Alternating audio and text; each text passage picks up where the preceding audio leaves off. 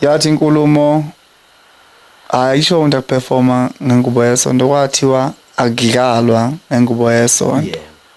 Yeah. Into engipha imali kakhulu umsebenzi oku-industry umculo.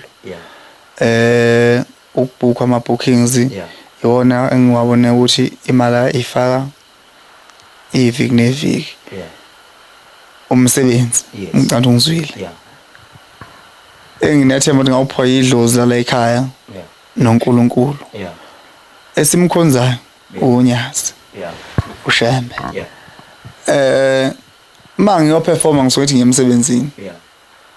Mawuthi akudlalwa ngengubo yesonto.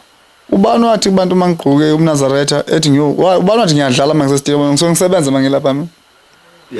Ngikhokhelelwani imali mawuthi ngiyodlala lapha.